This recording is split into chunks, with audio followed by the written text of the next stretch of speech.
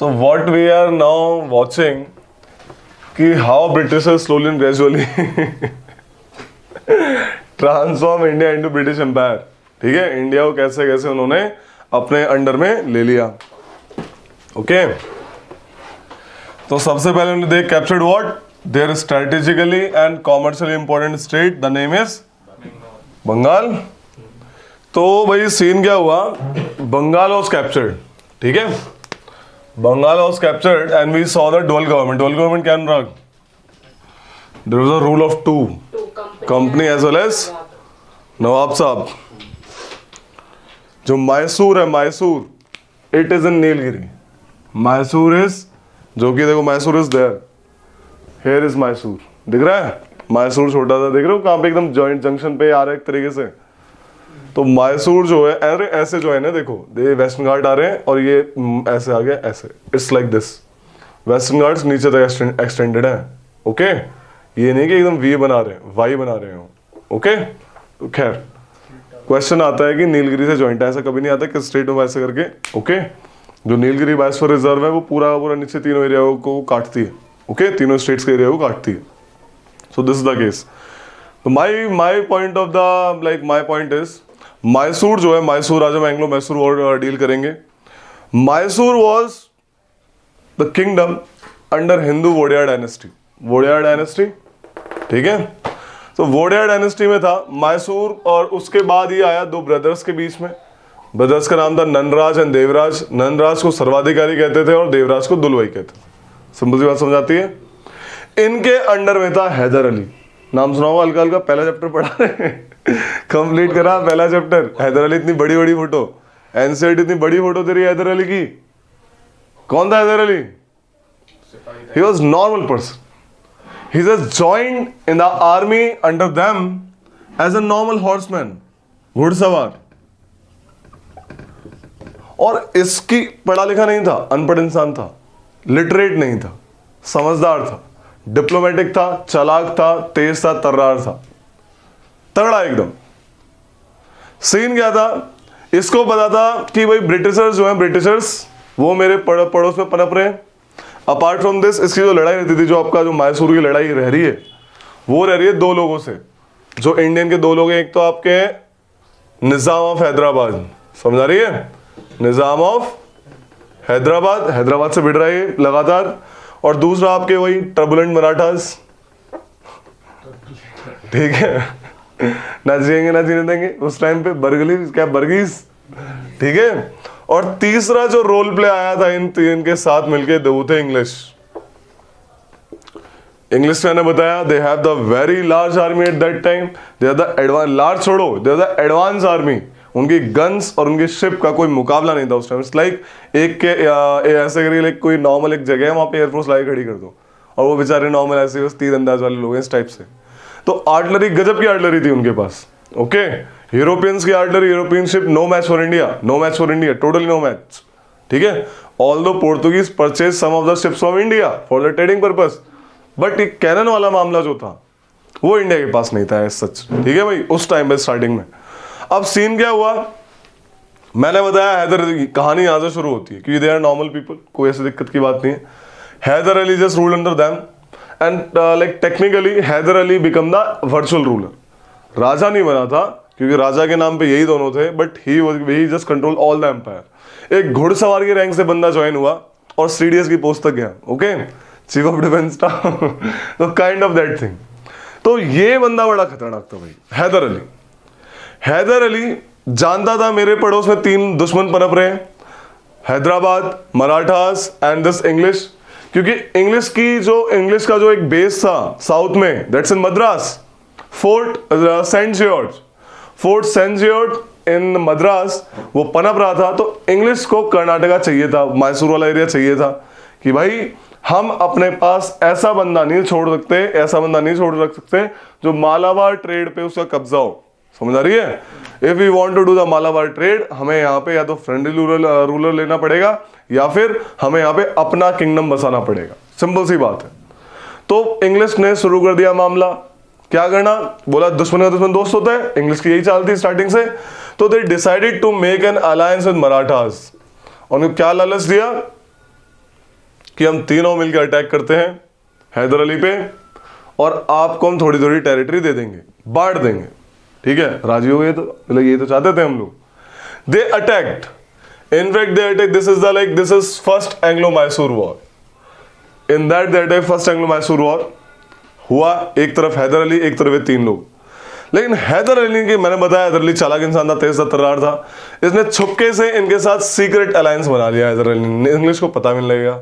इन दोनों के साथ मराठास एंड निजाम के साथ। मराठास को बोला कि मैं तुम्हें तंग नहीं करूंगा, आपको जो चाहिए मैं दूंगा। निजाम को बोला आप शांत रहो, क्या यार बाहर का बंदा आ रहा है, क्या तुम सर एक होने का टाइम ऐसे करके बात करी, इसने बड़ी बड़ी बातें करी और इंग्लिश को पकड़ के पीट दिया। ठीक है, दबा के पीटा। इंग्लिश आए, कैनन मैंने क्या, अरे पकड़ लिया एकदम। क्यों ऐसा? क्योंकि हैदर अली की जो आर्मी थी, it was trained on western models. ये French like supported him. French in terms of training, in terms of weaponry, खरीदने के मामले, ये नहीं कि दे रहे हैं इसे फ्री में। ठीक है, लाइक जैसे we just purchase like weapons from Russia and USA. In that case French supported Haider Ali. अब ब्रिटिशर्स को ये चिढ़ भी थी कि फ्रेंच सपोर्ट ले रहे हैं, है ना, कि they wanted to be the sole power in India.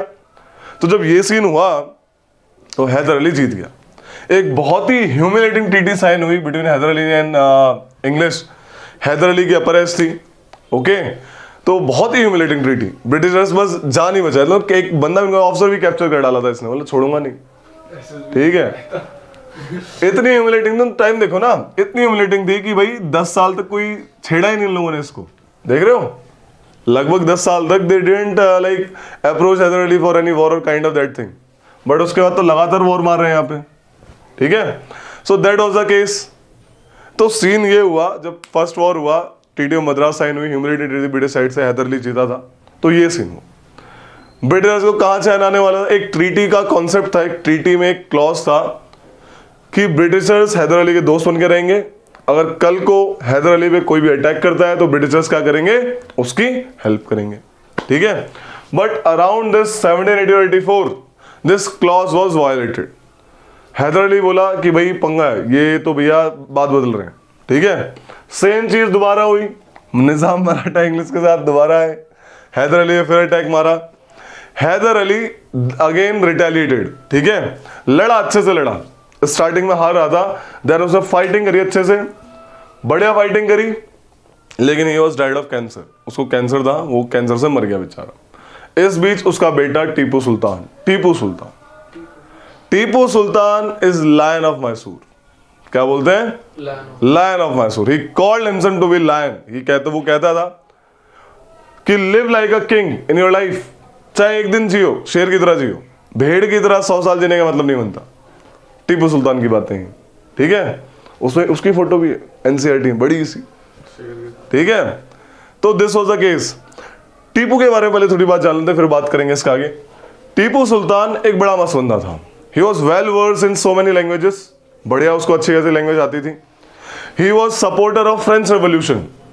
ठीक है, इनफैक्ट उसने ट्री ऑफ लिबर्टी भी अपने एरिया में लगाया और अपने आप को क्या कहलाता? सिटीजन टीपू। क्या कहता था? कि लोग मुझे सिटीजन टीपू कहें तो अच्छा है। उसको भी आर्मी को इनोवेट करना पसंद था। तो उसका सीन क्या हुआ? उसने ही फ्रेंच की हेल्प ली, फ्रेंच आर्मी के मॉडल पे अपनी आर्मी को ट्रेन किया। So this was the case.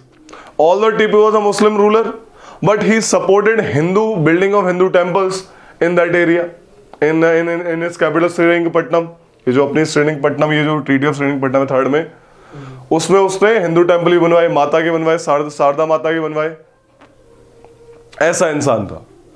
कहते हैं Tipu Sultan was not the person, he was the mix of many cultures, he represents so many cultures। एक बंदे में इतने सारे कल्चर, कमाल की बात है। ठीक है, तो टीपू सुल्तान ऐसा था। एक ब्रिटिश ऑथर है, वो कहते हैं कि अगर आप किसी कंट्री से गुजर, जैसे आप ट्रेन में बैठते हैं, आप इतनी सारी जगह देखते हैं ट्रेन में ना, गाँव पास होते हैं, शहर पास होता है, तो कहता है अगर आप किसी कंट्री से गुजर रहे हैं और वहाँ पे बहुत सारे शहर हैं, वहाँ पे मस्त एकदम डेवलपमेंट है, लोग बड़े खुश हैं, हिंदू मुस्लिम प्यार से रह रहे हैं और मस्त रोड बनी हुई है, डेफिनेटली वो शहर टीपू सुल्तान का शहर है। इतनी बढ़िया बढ़िया बात की टीपू सुल्तान के बारे में बताऊं। ठीक है, सेकंड एंग्लो वॉर जीते थे ना, सुनो ध्यान से। सो ये केस हुआ, समझ आ गई। अब जब उसका father died because of cancer, Tipu Sultan took the charge. Britishers और टीपू सुल्तान लड़ा भिड़न तो ही मस्त, कोई जीत के नहीं दे रहा, कोई हार के नहीं दे रहा। And finally the war was inconclusive. दोनों ने डिसाइड किया जिसने जिसकी जितनी जितनी टेरिटरी ली है दे दो और दूर हो जाओ। It's better to not to do the war at that time. Okay, तो ट्रीटी ऑफ मंगलौर साइन हुई। ओके, ट्रीटी ऑफ मंगलौर दोनों के लिए कोई ऐसी बड़ी खास बात नहीं थी। It was inconclusive war, second Anglo Mysore war, nobody was defeated, nobody was won. Okay, that was the case. Third Anglo Mysore war हुआ गया था, जो टीपू सुल्तान था वही ब्रिटिशर्स को चाहिए था वो एरिया। अब उन्होंने नए नए चार्जेस फ्रेम करे and they attack this person Tipu Sultan. Tipu Sultan को अटैक किया उन्होंने इसके साथ, क्योंकि ये बहुत बड़ा रोल प्ले कर रहे हैं यहाँ पे। ये जिसके साथ हो जाएंगे उसका काम जीत जाएगा। ऑब्वियस यार, इंडियन पावर्स हैं, मराठास खुद में बहुत बड़ी वॉरियर्स उस टाइम के, और this Nizam of Hyderabad Mughal का बंदा है, नीचे आके रह रहा है वो। ठीक है, so this was the case in third Anglo Mysore war. इसमें टीपू सुल्तान हार गया। Tipu Sultan was defeated brutally. ठीक है, totally defeated. In fact treaty of Srirangapatnam sign हुई, जिसमें बोला कि भाई आप हमें कुछ करोड़ रुपया दोगे और जब तक नहीं दोगे आपके 2 बच्चों को ले जा रहे हैं। उसके 2 छोटे छोटे बच्चों को बेचारे को हॉस्टेज की तरह ब्रिटिशर्स ले गए। ओके, टीपू सुल्तान ने बच्चे दे दिए और उसके बाद but he just took his child back after paying all the money and just fulfilling all the condition of treaty and then again prepared for war. अब गुस्सा था, चाहता था लड़ना है। ठीक है, तो टीपू सुल्तान ने चाह ही रहा था लड़ने का कि अंग्रेजों ने फिर से उस पर अटैक कर दिया। टीपू सुल्तान बोला अभी जो करेंगे या मरेंगे। That was the case. he just died fighting in the battlefield and just this area was captured by the Britishers. This was the कहानी ऑफ मैसूर। ओके, समझ आ रही कहानी? तो ये थी मैसूर की कहानी उस टाइम पे। Because English were very well supported by Nizam and Marathas. ये बड़े खतरनाक लोग हैं, बाद में खुद ही इस चीज के शिकार होंगे। ओके, लिख लो चलो इसको फटाक से। क्या? ये बना लो, लिख लो। तो लिख लो फिर इसको, सारे वॉर्स लिखवा दें। फर्स्ट एंग्लो मैसूर वॉर, लिखा नहीं लिखा? डेट डाली 1767 से 79। Treaty of Madras, sorry, it is held between Haider Ali and English. Haider Ali and English. Treaty of Madras was signed between them. Treaty of Madras signed between them. It was a humiliating treaty for Britishers. It was a humiliating treaty for Britishers. Second Anglo-Mysore War. Second के पूरा लिख लो फटाक से। Second Anglo-Mysore War inconclusive. Tipu Sultan died of cancer. Okay. Hyder Ali died of. Very good. Tipu Sultan's father Hyder Ali died of cancer. Tipu Sultan नहीं मरा था भाई cancer से, लायन था वो, शेर का बच्चा। 1782-84 treaty of Mangalore was signed. Hyder Ali died of cancer in this war and Tipu Sultan took the command. Treaty of Srirangapatnam, मतलब थर्ड एंग्लो मैसूर वॉर। इसमें ट्रीटी क्या था? ट्रीटी ऑफ मंगलौर, सेकंड में ट्रीटी ऑफ मंगलौर। लिख तो रहा है बे, दिख नहीं रहा क्या? Treaty of Srirangapatnam.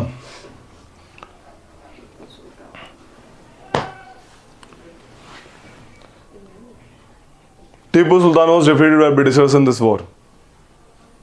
Tipu Sultan was defeated by Britishers in this war. Maratha की बात करते हैं। Fourth Anglo Mysore war, British totally defeated.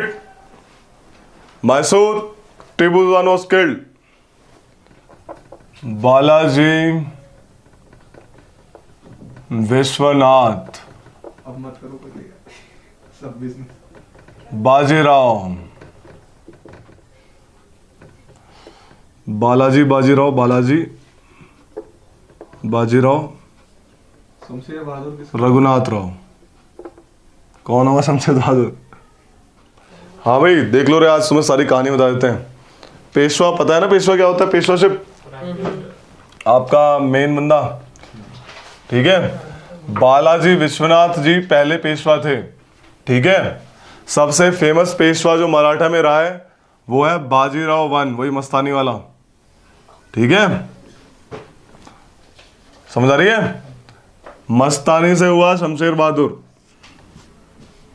और काशीबाई से हुए दो, बालाजी बाजीराव, रघुनाथ राव। वो वाली मूवी देखना पानीपत, पक्का देखना, उसमें ये दोनों देखेंगे, रघुनाथ राव। बालाजी बाजीराव के दो बेटे थे, एक तो बाजीराव वन और एक चिम्मनजी अप्पा, अच्छा इंसान था ये। इसका बेटा था सदाशिव राव। मतलब ये तीनों कजन्स हो गए, समझ आ रही है? इसलिए मैंने लाइन वाइज लगाए हैं, थोड़ा और कर देता हूँ, चारों हो गए फिर कजन्स, समझ आ रही है? ये भैया वो है ना Arjun Kapoor. Yes, this is Sadashiv Rao Bahu, this is Arjun Kapoor in movie Panipat, ठीक है। जिसको सत्ता का मोह नहीं था, बस लड़ाई का मोह था, बढ़िया इंसान था। अब ये ऑब्वियस है, ये इसके भतीजे हो जाएंगे, है ना। ये विश्वास राव, ये माधव राव, ये नारायण राव। इसका बेटा माधव राव सेकंड, नाम नहीं मिला बोला सेकंड लगा दो, ठीक है, ठीक है। और रघुनाथ राव का बेटा था बाजीराव सेकंड, इसके नाम से, है ना, कि फेमस था ये बंदा। एंड इसका बेटा था नाना साहिब। नाना साहिब नाना के संग खेली थी, वह नाना संग बैठी थी, रिमेंबर। अब ध्यान से सुनना, मराठा में लड़ाई पेशवा की थी। पेशवा वॉज इंपॉर्टेंट पोस्ट, हमेशा kingship knows no kingship, simple सी बात है। बाजीराव वन बढ़िया खेला, बढ़िया बैटल फील्ड पे खेला, ओके। इनके टाइम पे वॉर हुआ था पानीपत, ओके। ही सेंट हिज यंगर सन, मतलब इस नॉर्मल, बहुत छोटे थे। विश्वास राव गए थे पानीपत में, इनको ब्लैक से कर देते हैं, ध्यान से सुनना, बैटल ऑफ पानीपत। और ये भी गए थे बैटल ऑफ पानीपत। अब जो भी बैटल में गया मर गया, दोनों मर गए। सदाशिव राव बाहू भी किल्ड, नारायण राव भी किल्ड, देखना दिख जाएगा, ठीक है, समझ आ रही है? अब सीन क्या हुआ, बोला पेशवा वन बनेगा, बोला माधव राव बनेगा। माधव राव को पेशवा बनाया, बढ़िया उसने पेशवाईशिप करी। जब तक ये था, क्या हुआ था, Maratha was segregated into so many confederacies. For example, Poona में पेशवा थे, समझ आ रही है? इंदौर में होलकर थे, बड़ौदा में गायकवाड़ थे, नागपुर में भोसले थे, ग्वालियर में सिंधिया। तो ये जो लोग थे, बाकी जो प्रिंसिपैलिटी थी, they have some kind of obligation to the Peshwa, समझ आ रही है? Although they were independent in their spheres. तो मराठास किंगडम जो था, मराठा जो कॉन्फेडरेसी थी, वो डिफरेंट पार्ट्स में बटी हुई थी, समझ आ रही है? जैसे कि भैया आपके जो है, मतलब ये बड़ौदा, नागपुर, ग्वालियर, इंदौर, पूना, ऐसे करके इनमें बटी हुई थी। अरे वो समझ में? तो जब इनमें बटी हुई थी तो अलग अलग डायनेस्टी अलग अलग एरिया रूल कर रही थी, और इनको सबको कहीं ना कहीं फॉर्मल यानी कि रेवेन्यू टर्म्स में इनको कहीं ना कहीं अपना जो है, अपना वफादारी प्रूव करनी होती थी पेशवा यानी पुणे के पास। Poona was the centre of power of Peshwa, समझ आ रही है? इसलिए पेशवा का ट्री इंपॉर्टेंट है, समझ आ रही कहानी? तो पेशवा का जो ऑफिस था वो माधव राव तक ठीक था, it was okay up to Madhav Rao. ये बंदा बड़ा खतरनाक है, मूवी में देखना, रघुनाथ राव वॉज वेरी खतरनाक। इन भाई को ऑफिस चाहिए, यहाँ पे इनका भाई बन गया, बोला ऑफिस नहीं मिला, फिर भी अब बोला कि ये मर गया, फिर भी ऑफिस नहीं दिया, इसको बना दिया, ठीक है, माधव राव को। माधव राव ने ठीक से मामला टैकल किया बढ़िया से, but when he died, Madhav Rao when died, Peshwa की लड़ाई शुरू हो गई। पेशवा कौन बनेगा? लेजिटिमेटली नारायण राय को बनना चाहिए था, समझ, लेजिटिमेटली, कि राजा का बेटा राजा बनेगा, पहला ऐसा सिस्टम था। But he was killed by his uncle. Raghunath Rao killed Narayan Rao. बोला ना रहेगा बांस, ना रहेगी, ना बजेगी बांसुरी. रघुनाथ राव किल्ड नारायण राव. एक बंदा बचा पेशवा के लिए, ऑब्वियस सी बात है, ना ये है ना ये है ना ये, कौन बनेगा? इसको मार दिया, बंदा कौन बचा? ये तो दूसरी प्रजाति है. मतलब बेसिकली हाइब्रिड. ठीक है, मतलब एक बात बता रहा हूँ मैं, नॉर्मली उसको कंसिडर नहीं करते थे बेचारे को. ठीक है, क्योंकि देवर ब्राह्मण्स, पेशवा और ब्राह्मण्स. ओके, ब्राह्मण लोग थे ये लोग. ठीक है, सो आज इंटरकास्ट में इतना पंगा हो जाता है, इंटर रिलीजन करके लाया था वो. राइट, सो ऐसी कोई दिक्कत नहीं है, बट उसको कंसिडर नहीं करते. और उस बंदे को लाइक इसको चाहिए भी नहीं था मामला ऐसा करके. He doesn't want any kind of office system like him. इसको भी नहीं चाहिए था office. They don't want office. Madhav Rao का बेटा था ही नहीं. ठीक है, इनके छोटे मोटे बेटे, लेकिन इनके कोई बेटा नहीं था ऐसा करके. तो ultimately the legitimate person to which the office should go, this is up to Narayan Rao. Narayan Rao was killed by Raghunath Rao. Uncle ने मार दिया, चाचा ने लपेट दिया. चाचा बोले अब मैं बनूंगा. चाचा बन ही गए थे पेशवा. बट इसकी विडो ने एक लड़के को जन्म दिया. नारायण की विडो ने एक लड़के को जन्म दिया, उसको बोला माधव राव सेकेंड. अब लेजिटिमेट चीजें उस टाइम बहुत इंपॉर्टेंट थी. तो वहां पे एक ग्रुप था, 12 भाई, 12 लोग का ग्रुप था, 12 भाई का. जैसे लेड कर रहे थे फडणवीस. कौन? नाना फडणवीस. कौन लेड कर रहे थे? एक कहानी सुनो नॉर्मल सी. नाना फडणवीस बोले कि हम तो इसको पेशवा बनाएंगे और एज अ रेजेंट रूल करेंगे. हम लोग किसको पेशवा बनाएंगे? नाना फडणवीस बोला हम तो इस बंदे को पेशवा बनाएंगे और हम एज अ रेजेंट, क्योंकि ये तो माइनर है. रेजेंट पता है ना, नॉर्मल रक्षक जैसे शिवगामी देवी. तो एज अ रेजेंट रूल करेंगे. ये बंदा डर गया. अब डर गया तो कहां गया? ब्रिटिशर्स के पास. तो वॉर ऑफ सक्सेशन में ब्रिटिशर्स ने भर भर के फायदा उठाया मराठा की चीजों का.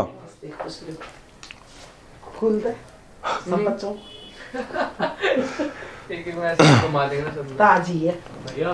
हाँ, तो जब वो उसको नारायण राव को मार सकता था, नारायण राव को मार दिया. तो माधव को ये इसकी प्रोडक्शन में आ गया ना, इसकी प्रोडक्शन में आ गए. पता लग गया कि यहाँ पे ड्रामा शुरू हो चुका है. तो जब एक बार अलर्ट, गलती एक बार करता है इंसान, फिर तो अलर्ट हो जाता है ना. और चिढ़ भी गए थे लोग इससे. क्या सिस्टम क्या चल रहा है भाई? है मुगल सल्तनत है क्या? उसको मार देंगे, उसको मार देंगे. ठीक है. So it was the case. So ये सिस्टम था, समझ रही है. तो माधव राव को नाना फडणवीस सपोर्ट किया. रघुनाथ राव की ब्रिटिशर्स यही मौका देख रहे थे. He went to Britishers, sign treaty की मैं पेशवा बनूंगा तो आपको ये दे दूंगा, फलाना दे दूंगा, ये कर दूंगा, वो कर दूंगा. बन गया. ऐसे एंग्लो मराठा वॉर हुए. एंग्लो मराठा वॉर का मेन कारण पेशवाशिप था और बाद में आपस में जो भिड़ंत थी ना उनकी, उसका फायदा उठाया. मैंने बताया ना टर्बुलेंट मराठास है. ये मराठास में सबसे बड़ी दिक्कत उस टाइम में यही थी कि आपस में बहुत लड़ते थे. पंगा बहुत बड़ा ये था, समझा रही है. तो ऐसे ब्रिटिशर्स के पास गए, ब्रिटिशर्स ने सपोर्ट किया and finally like war happened and then Britishers won in every most of the like every time and signed the treaty. And in later time and at later finally Peshwa was abolished. Peshwaship was abolished. तभी तो याद है जब 1857 का वो जो युद्ध हुआ था, Nana Sahib considered him to be the नया पेशवा. अपने ही डिक्लेयर्ड हिमसेल्फ पेशवा. ठीक है, अपने आप को बोला कि I am vassal of Mughals, I am Peshwa of Marathas. ये रहा नाना साहिब. बाजीराव सेकंड इसके दादा कातिल थे. ठीक है. बताओ यार, गलत चीज है. बता, लिटरली गलत है. भाई कर लिया. बहुत गलत है. मतलब चैन से जी पाया होगा. मूवी में भी एकदम खतरनाक से दिखाया उसको. रघुनाथ राव को मूवी में भी ऐसे दिखाया गया. हाँ, बाजीराव में नहीं, उसमें दिखाया है. अरे बाजीराव तो छोटा होगा ना, बच्चे होंगे उसके. पानीपत में दिखाया है ये. और इसकी भिड़ंत हमेशा होती थी पानीपत में, देखना. देखनी पड़ेगी, फिर पानीपत देखनी पड़ेगी. लंबा होता है. ठीक है, बढ़िया मूवी पानीपत. वो संजय दत्त ने बड़ी एक्टिंग करी है. तो मैं नवाब ऑफ लाइक अवध देखेंगे. अवध के नवाब देखेंगे आपको. ओके, नवाब ही देखेंगे बस. बढ़िया एकदम बढ़िया. एक ये ट्री बना लो पहले फटाक से, आइडिया रहेगा तुमको. इससे पेशवा कौन कौन थे पता है ना? पेशवा यहां से आया पेशवा, ये बंदा काट रहा हूं पेशवा को, ठीक है। पेशवा ये मर गया था, फिर इसको पेशवा बनाया, ये मर गया तो इसको पेशवा बनाया, इसको मार दिया तो ये पेशवा बना, इसको मार दिया तो ये पेशवा बना, मतलब मार दिया मतलब मर गया पूरा। ठीक है। तो ऐसे बाजीराव नाना साहब ये पेशवा, ये लोग पेशवा नहीं थे। विकास राव के तीसरा क्या है भैया? विश्वास है बे, विश्वास राव, माधव राव, नारायण राव, बी से क्या है? B Balaji Bajirao, Balaji. Anglo Maratha heading और family tree of Peshwas, family tree of Peshwas. जल्दी करो भाई, बड़ा पिटाई हो जाएगी। शिवाजी वगैरह कहाँ रहेंगे? शिवाजी और Chhatrapati, they were prime minister of them. Chhatrapati Sahu याद है तुम्हें, जब बालाजी तुमने बाजीराव देखी होगी, उसमें एक ऊपर सबसे बैठता है साहू, छत्रपति साहू, तो दे आर मोनार्क्स। अबे बाजीराव मस्तानी ने देखी, तो ये are prime ministers of that monarch. Nominal authority उनकी रहती थी और अल्टीमेटली लड़ने वाले बंदे ये होते थे। समझा रही है? फर्स्ट एंग्लो मराठा वॉर,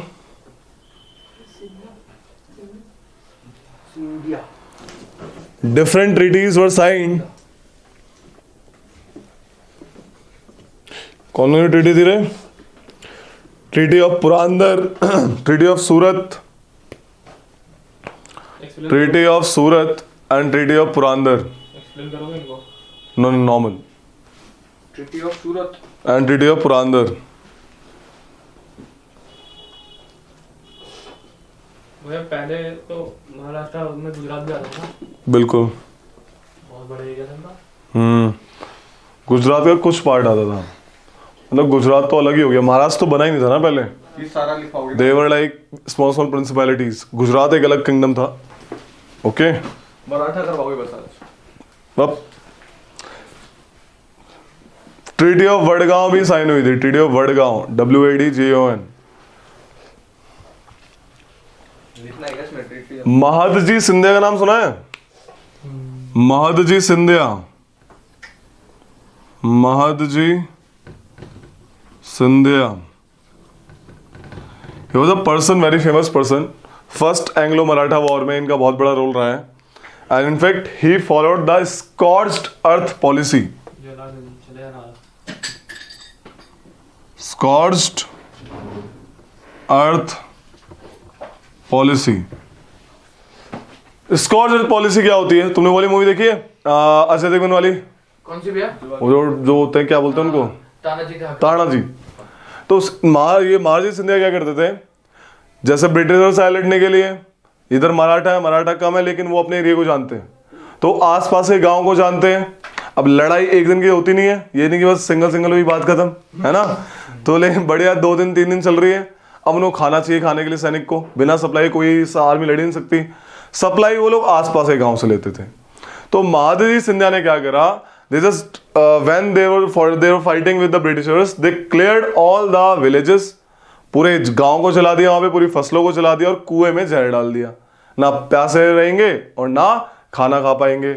इसे स्कॉर्च्ड अर्थ पॉलिसी कहते हैं। ये पहले भी होती थी ना? बिल्कुल, ये मराठा के टाइम में काफी यूज हुई, ब्रिटिशर्स के खिलाफ। ठीक है, ब्रिटिशर्स आएंगे, सप्लाई कैसे नहीं मिलेगी, खेत जला दो, और क्या करेंगे, उनको जो है पानी नहीं पीने देंगे, कुएं में पानी डाल दो, कुएं में जहर डाल दो। तो these were the tactics that was used by Mahadji Scindia, and he just give the crushing defeat to the Britishers in starting. ठीक है, but later he was defeated. Okay, bottle बन गई फिर। लेकिन second Anglo Maratha war, Bisleri आ गई। Second Anglo Maratha war, नीचे के लिखा आपने महाराज सिंधिया के नीचे scorched earth policy. He followed the scorched earth policy. Second Anglo Maratha war,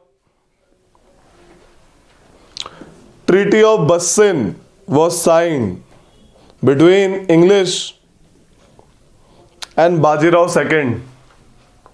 Between English and Bajirao II. Okay. English 1802. 1802.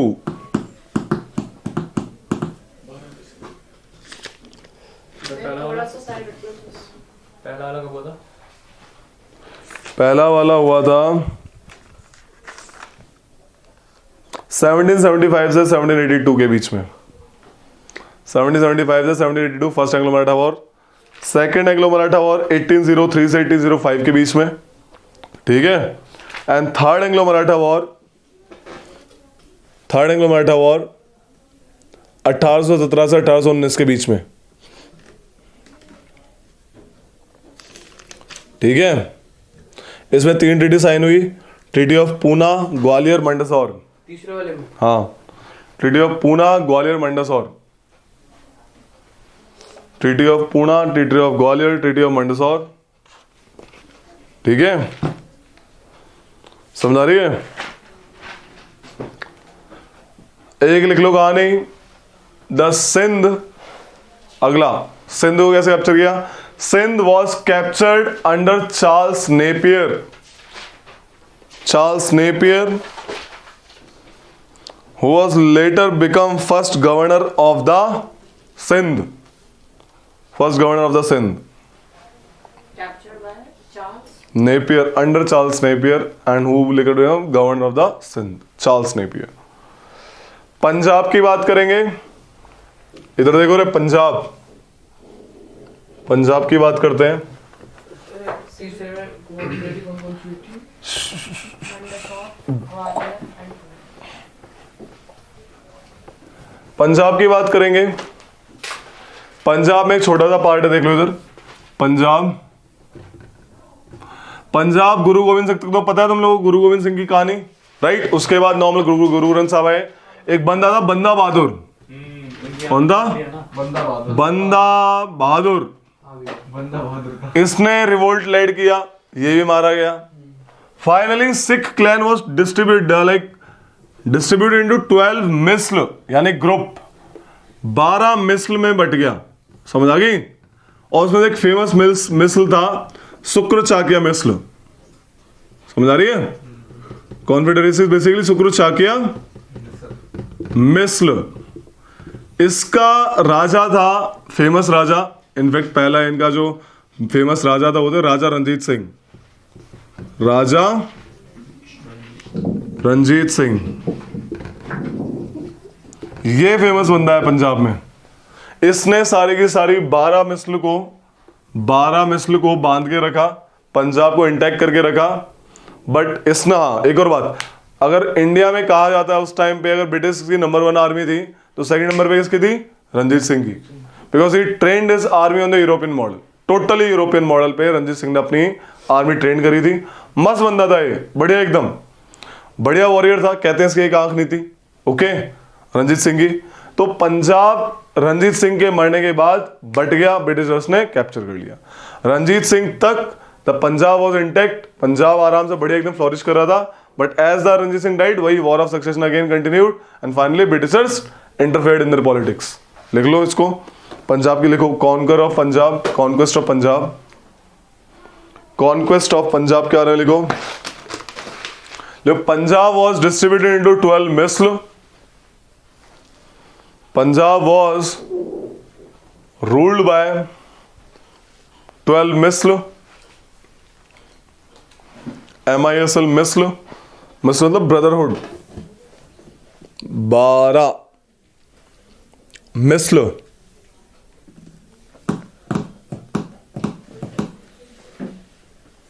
which means military brotherhood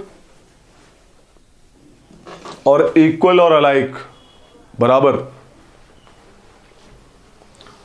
the famous मिस्ल, ये question बहुत बार आता है कि रंजीत सिंह कौन से मिस्ल के थे। The famous misl was Sukerchakia मिस्ल।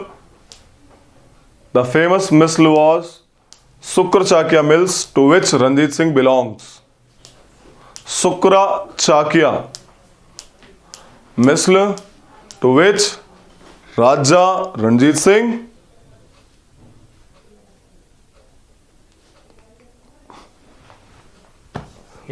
Belong, ठीक है, ओके। देखो, after Ranjit Singh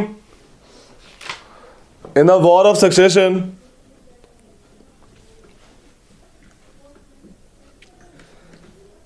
Britishers took Punjab, ठीक है, लिख लो। फर्स्ट एंग्लो सिख वॉर 1845 से 46, ये किसके बीच में हुआ? कैसे लिख रहा है बे? 1845 से फ्लो में हो गया। फर्स्ट एंग्लो सिख वॉर 1845 से 1846, इसमें ट्रीटी ऑफ लाहौर साइन हुई थी वुमेन्स डे के बीच डे में। कब आता है वुमेन्स डे? 8 लिख लो 8 मार्च, ये है हमारे देश की महिलाएं, ठीक है, लिखो। Treaty of Lahore was signed on 8 मार्च 1846। हाँ आई तो रहे वो फंक्शन भी है ठीक है, बिहार रेजिमेंट 46। अरे वो वेलफेयर है सेकेंड एंग्लो सिख वॉर 1848 से 1849, जिसके बीच में होता ही होता है। सिख और उनके बीच में कौन है दूसरा दुश्मन? दुश्मन एक ही हर जगह, सेकंड क्या है? सिख एंड ब्रिटिशर्स के बीच में। सेकंड काम जगह पे लड़ रही थी आर्मी कैसे नहीं सर? गजब है, के टाइम पे इधर भी उधर भी इधर भी गजब है, गजब, कुछ ज्यादा ही पावर हो गई है। तगड़े हैं तगड़े। बंदूकें देंगे। छोटे छोटे ग्रुप में जाते थे, अरे इनको टीम वर्क पता था, और बड़ी बड़ी बंदूक लेके जाते थे और जीत के आते थे।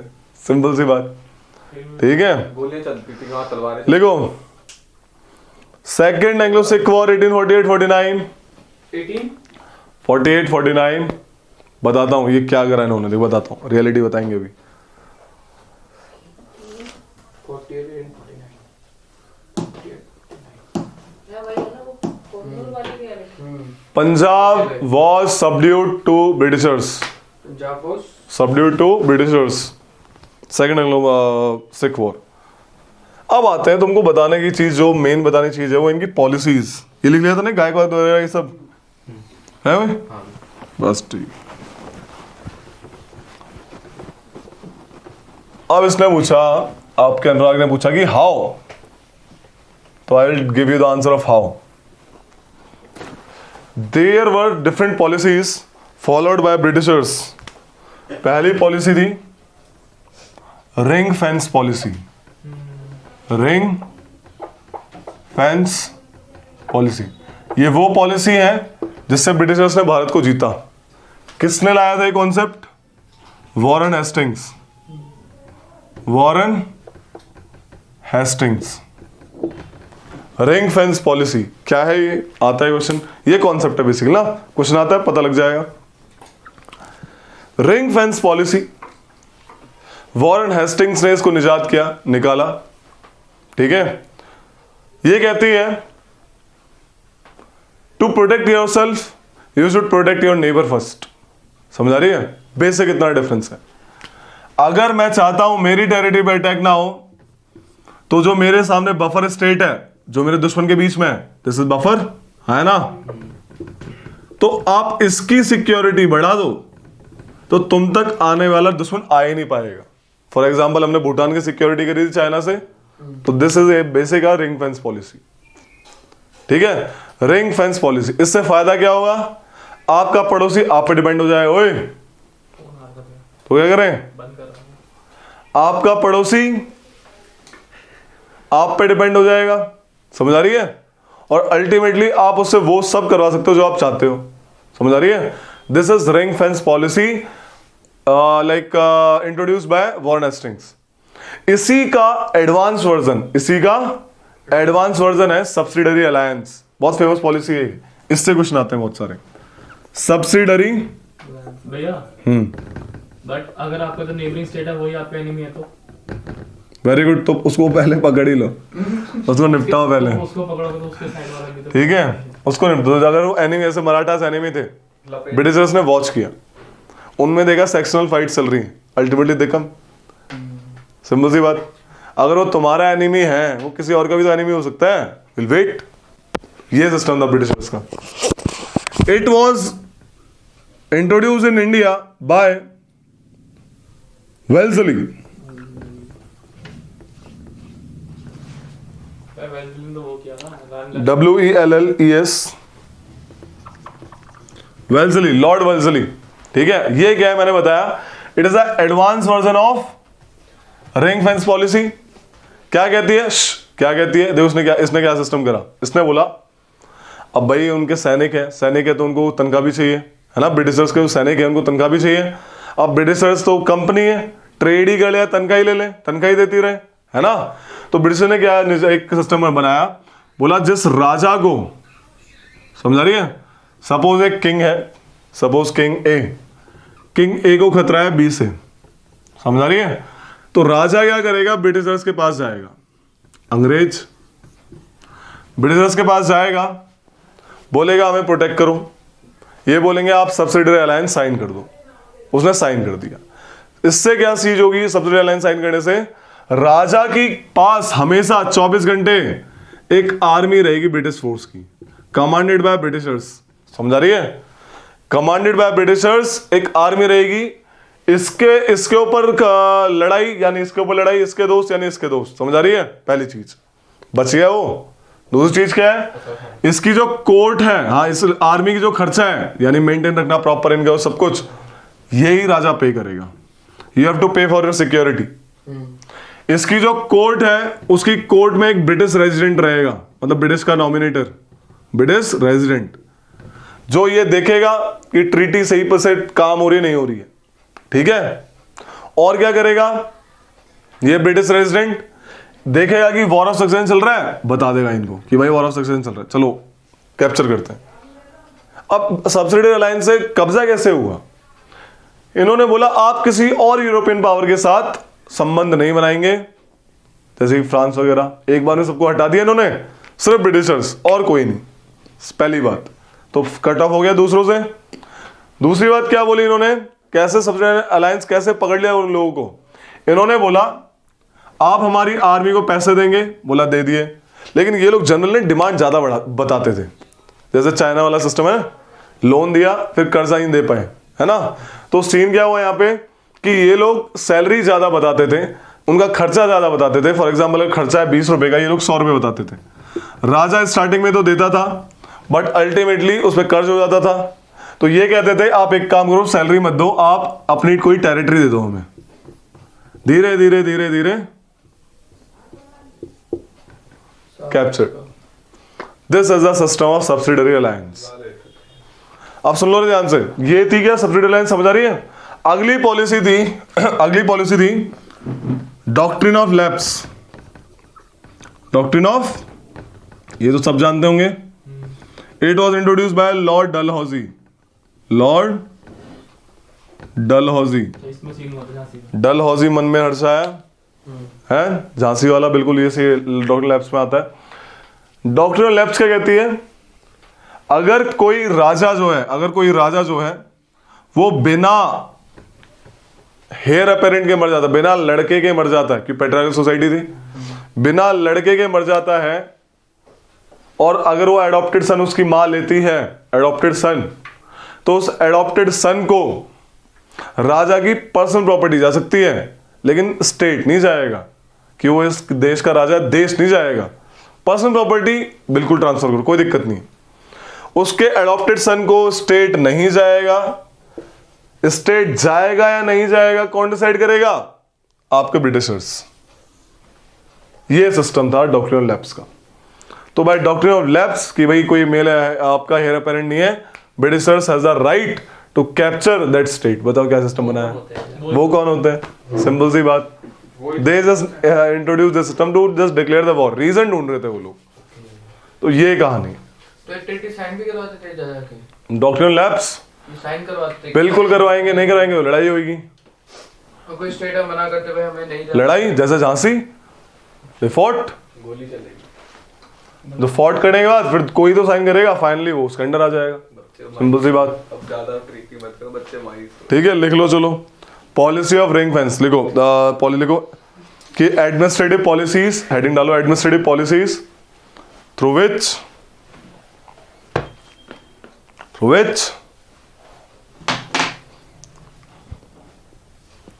Britishers captured India. Policy of ring fence लिख ले, पॉलिसी ऑफ रिंग फेंस लिखो। इसमें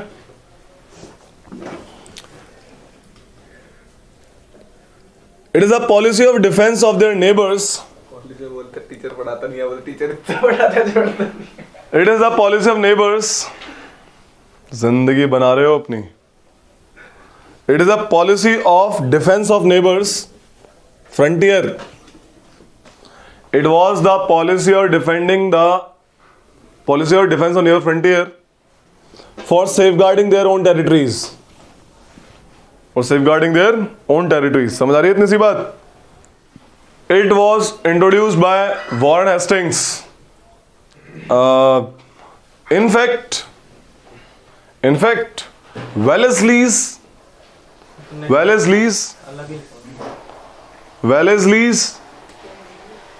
subsidiary alliance is extension of ring fence policy. Is advanced version या extension. In fact, Wellesley's subsidiary alliance policy was extension of ring fence policy. Advanced version उसका. Subsidiary alliance, heading डालो subsidiary alliance. जल्दी.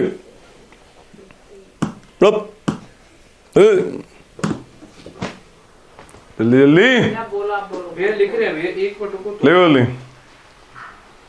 It is introduced by Lord Wellesley in India. Introduced by Lord Wellesley in India. Under this policy, there is a permanent stationing of troops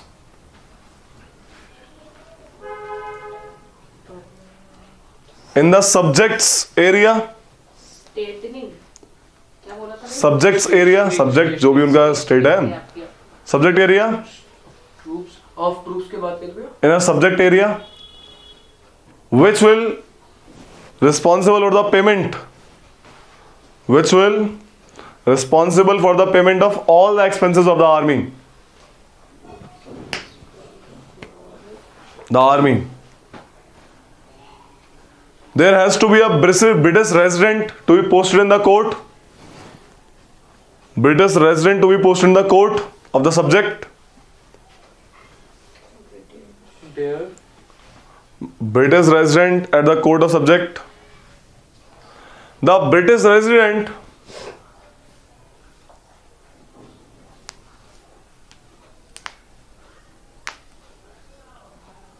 often indulge in internal affairs.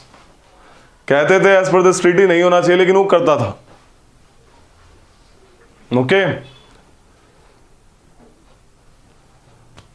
The demand for the salary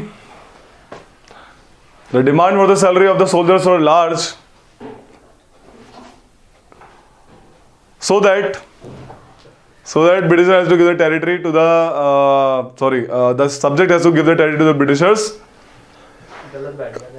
in lieu of payment. ठीक है. भैया एक फिर से बोलने वाली line. चलिए जी।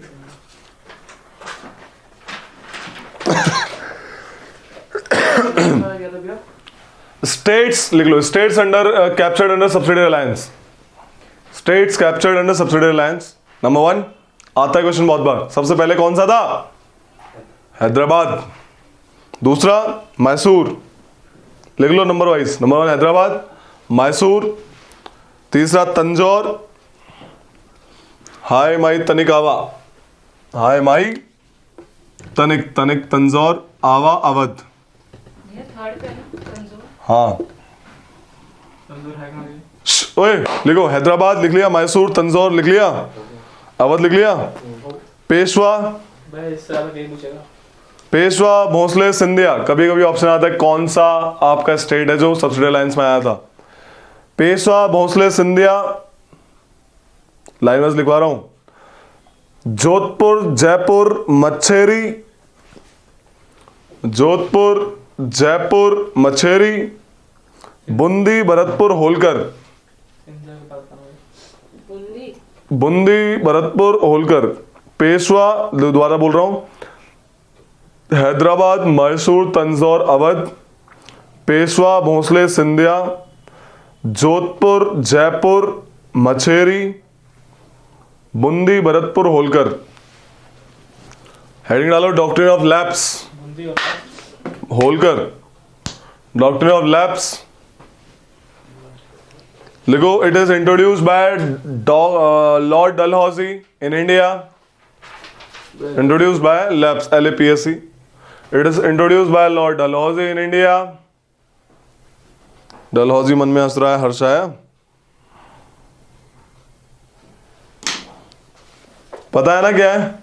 लिखवाना है या बस स्ट्रेट लिखवा दूं? मैंने लिखा हुआ क्या लिखवाना है इसमें? क्या डॉक्ट्रिन ऑफ लैप्स? आपका मन क्या है डॉक्ट्रिन ऑफ लैप्स? है डॉक्टर मेरे झांसी की रानी लिख देता सबसे बेस्ट। किसी को उसको अगर लड़का नहीं है है ना, मेल है रहा, तो लिख लो स्टेट्स अंडर दिस। सतारा को उठाया था उन्होंने सबसे पहले डॉक्ट्रिन ऑफ लैप्स में, ठीक है? देखो नंबर 1 सतारा, संभालपुर, सतारा संभालपुर, सतारा, संभालपुर, भगत, भगत मतलब बघट, BAGHAT, बघट, उदयपुर नागपुर, उदयपुर नागपुर, झांसी जैतापुर, झांसी जैतपुर, बुंदेलखंड में है जैतपुर, एंड अवध, लास्ट में अवध। अवध यहां पे भी ऊपर भी है, अभी ठीक है? अवध को यहां से भी उठा लिया, इंट्रोड्यूस कर। ठीक है रे? लॉर्ड, लॉर्ड के लिखा है उधर लाओ से लिख लो, एक दो छोटे छोटे पॉइंट लिखवा रहा हूं इसी में ना अलग से। देखो treaty of Sugauli, treaty of Sugauli was signed between in Anglo and Nepal, Anglo and Nepal in 1816. Treaty of Yandabo 1860 16, 16 Treaty of Yandabo signed between Anglo and Burma, Yandabo, Anglo and Burma.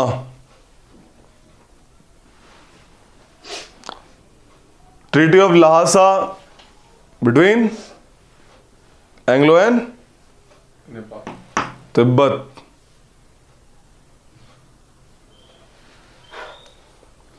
Treaty of Gandamak between Anglo and Afghanistan.